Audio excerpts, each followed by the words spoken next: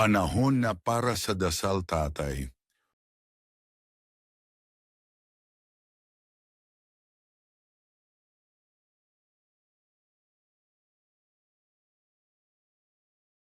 Sa ngalan ng Diyos, ilang beses natin hinuhugasan ang ating mga kamay, anak?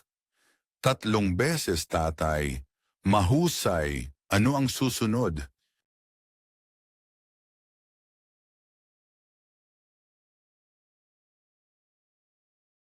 Banlawan natin ang ating bibig ng 2 beses. 3 beses, anak. Binabanlawan natin ito ng 3 beses. Napakagaling! Ano ang kasunod ng pagbabanlaw ng bibig?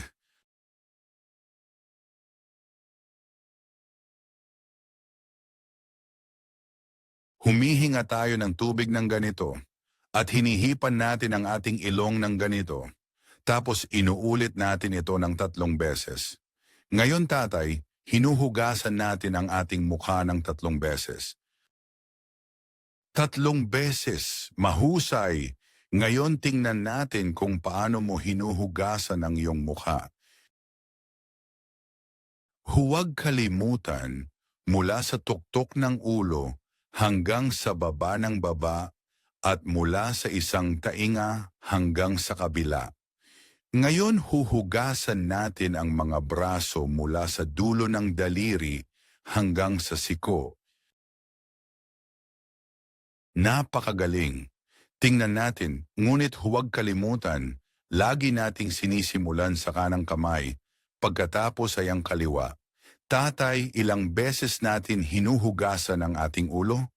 Hindi natin hinuhugasan ang ating ulo, pero pinupunasan natin ito ng ganito. Pagkatapos ay linisin natin ang ating mga tainga gamit ang parehong tubig. Nililinis natin ang mga tainga agad pagkatapos punasan ang ulo. Oh, ganyan lang. Tapos na ba tayo doon? Tinatapos natin ang ablusyon sa paghuhugas ng ating mga paa. Ilang beses?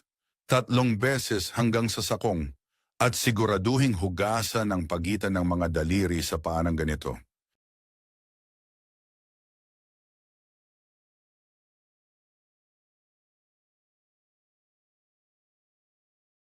Mahusay, anak.